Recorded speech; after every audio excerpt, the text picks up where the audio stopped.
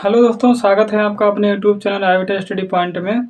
हम पढ़ रहे थे त्रिभुज, और त्रिभुज में मैंने थेल्स प्रमेय और थेल्स की विलोम प्रमेय जो थी हमने आपको करा दी थी, और एक्सरसाइज 6.2 के 2 सवाल भी करा दिए थे। अब हम आपके लिए आज लाए हैं एक्सरसाइज 6.2 के तीसरे का पहला क्वेश्चन। देखिए यहाँ से, किसी त्रिभुज पी क्यू की भुजाओं पी क्यू और पी आर पर क्रमशः बिंदु ई और एफ स्थित हैं, ठीक है। निम्नलिखित में से प्रत्येक स्थिति के लिए बताइए क्या ई एफ समांतर है क्यू आर के, ठीक है। तो पहले हमें त्रिभुज एक बनाना पड़ेगा पी क्यू आर। तो मान लेते हैं भैया, ये हम त्रिभुज बना देते हैं आपके लिए एक। यहाँ पी ले लिया, यहाँ क्यू और यहाँ पे आर ले लिया, ठीक है।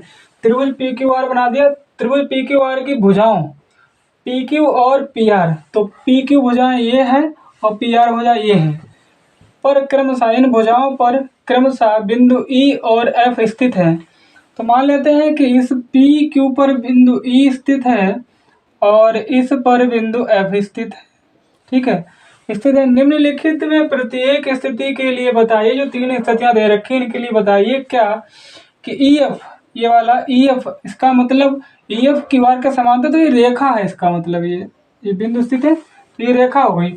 अब ये कह रहा है इन तीनों कंडीशन में बताना है कि ये वाली रेखा, कह रहा है ई एफ समांतर है क्यू आर का, ई एफ समांतर है क्यू आर का, ठीक है। तो पहले क्वेश्चन से स्टार्ट करते हैं।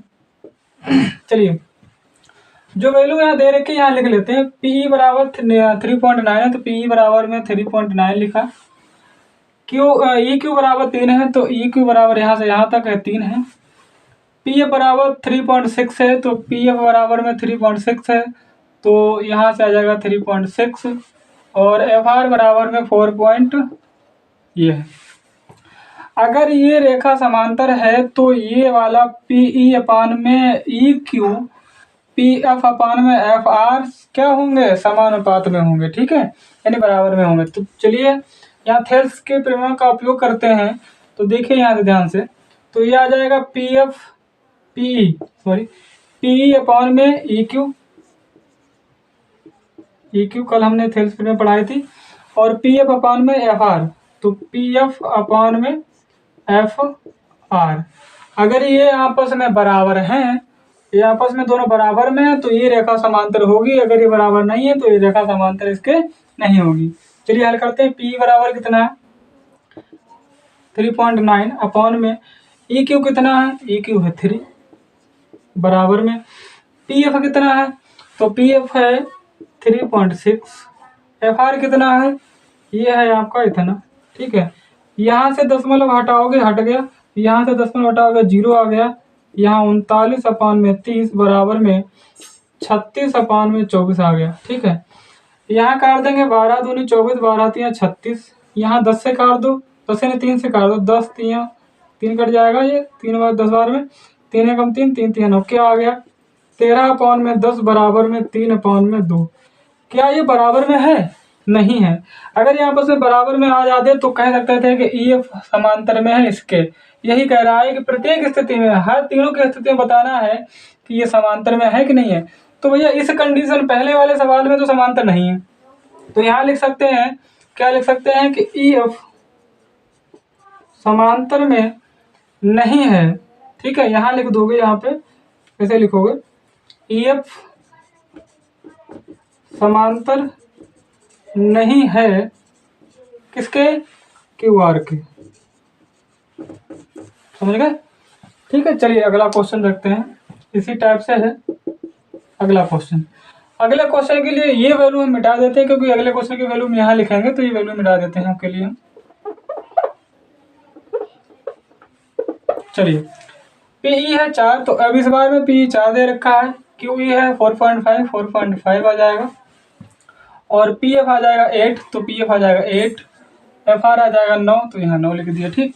तो वही आपकी थेल्स की प्रमेय यहाँ भी लगाएंगे, तो पी अपान में क्या आ जाएगा, पी अपान में पी ई अपान में ई क्यू बराबर में, यहाँ लिख सकते हो भाई, यहाँ एक लिख लेना थेल्स प्रमेय से, यहाँ लिख लेना भाई थेल्स प्रमेय से, यहाँ लिख देंगे।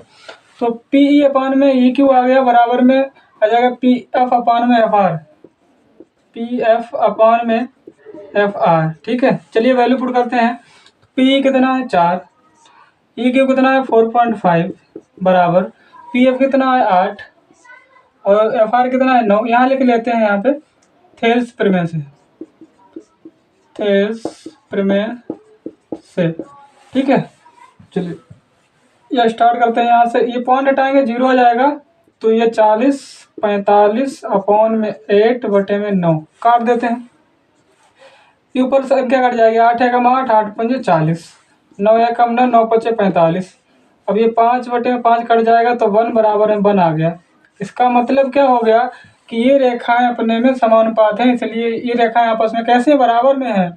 पी ई क्यू और पी एफ अपान में एफ आर बराबर में है, इसलिए कह सकते हैं, इसलिए ये क्या हो जाएगी ई एफ समांतर में है किसके, क्यू आर के। पहला क्वेश्चन सोल्व हो गया। ठीक है, तीसरा क्वेश्चन देखिए ध्यान से। तीसरे के लिए भी हमें कुछ मिटाना पड़ेगा, तो तीसरे की ये वैल्यू पुट करेंगे यहाँ पे, तो हम ये मिटा देते हैं। चलिए ये लिखा है पी क्यू बराबर 1.28, तो पी क्यू बराबर यहाँ से यहाँ तक है भैया 1.28, तो 1.28 यहाँ से यहाँ तक आ गया, यहाँ से यहाँ तक। और पी आर बराबर 2.8, तो पी आर बराबर कहाँ, यहाँ से यहाँ तक, पी आर बराबर 2.56 है, यहाँ से यहाँ तक। फिर ये कह रहा है पी ई बराबर 0.18, तो पी ई कहाँ, तो पी यहाँ से 0.18। ठीक है, फिर क्या है पी एफ बराबर में इतना, तो पी एफ कहाँ है, ये वाला यहाँ से यहाँ तक, तो 0.36। ठीक है, ये है इतना। अब ध्यान दीजिए हमारे पास थेल्स पे में क्या है, पी ई अपान में ई क्यू बराबर में पी एफ अपान में एफ आर। ठीक है, अब जरा ध्यान दीजिए कि ये वैल्यू हमारे पास नहीं है, ई एफ ई क्यू नहीं है, तो क्या करें, टोटल वैल्यू यहाँ से यहाँ तक तो 1.28 है, तो टोटल में से इतना घटा दो, ये आ जाएगा। तो देखिए हमको यहाँ सॉल्व कर देते हैं थोड़ा, देखिए ध्यान से।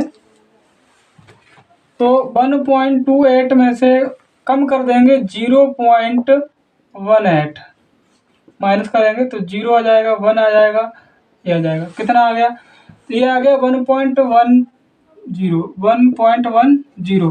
अब देखो यहाँ से यहाँ तक हमारी 2.5856 है और यहाँ से यहाँ तक 0.36 है। ठीक है, तो टोटल में से इतनी घटा देंगे, ये मिल जाएगी, तो ये आ जाएगी 2.56 में से घटा देंगे 0.36, घटा दीजिए भाई, ये 0 आ जाएगा, ये 2 आ जाएगा, 1 तो 1.20 आ गया। ठीक है, वैल्यू मिल गई हमारे पास। चलिए वैल्यू रखते हैं भाई, देखो ध्यान से। पी ई कितना है 0.18 अपान में ई क्यू कितना है, ई क्यू है भैया 1.10 बराबर, ठीक है, बराबर पी एफ कितना है, पी एफ है हमारे पास 0.36 अपॉन में एफ आर कितना है, ये है 1.20। यहाँ भी डबल के पॉइंट है, डबल के बाद यहाँ भी है। चलो इसको हम जरा यहाँ इससे इस टाइप से कर देते हैं, जो अलग अलग हो जाएगा क्वेश्चन हमारा। ठीक है, चलिए अब देखिए ध्यान से, यहाँ भी पॉइंट हट जाएगा क्योंकि डबल के बाद है। ये क्या आ जाएगा 18 अपॉन में 110 बराबर में ये आ जाएगा 36 अपॉन में 120, काट दीजिए, 18 एकम 18, 18 दूनी 36। ठीक है, और ये 110 एकम 110, 110 दूनी 120, सॉरी ये गलत हो गया, क्या बचा भाई, सॉरी यहाँ 2 है भाई, यहाँ 2 है। ठीक है, तो ये 2 आ जाएगा भाई, यहाँ आ जाएगा 2। ठीक है, ये 2 बार में कट जाएगा, तो 110 दूनी कितना आ जाएगा 220 आ जाएगा। अब यहाँ क्या बचा 1 अपान में 1 बराबर में 2 अपान में 2, ये 2 से 2 कैंसिल आउट हो गया। क्या बचा भैया हमारे लिए भाई 1 अपान में 1 बराबर में 1 अपान में 1, क्या कह सकते हैं कि 1 बराबर में 1 आ गया। इसका मतलब ये भुजाएं अपने अनुपात में बराबर में हैं।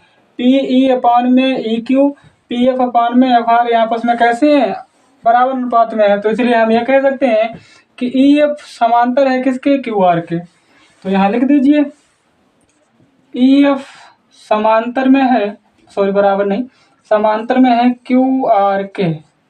ठीक है, क्वेश्चन नंबर 3 में आपका कंप्लीट हो गया। अब चलिए क्वेश्चन नंबर 4 को स्टार्ट करते हैं। ठीक है, अगर दोस्तों कहीं पे समझ में ना आए तो वीडियो को रिपीट करके आप देख सकते हो। ठीक है, तो कोई परेशानी नहीं होगी, हालांकि इतने सरल से बता दिया हमने, बहुत आसान से कर सकते हो।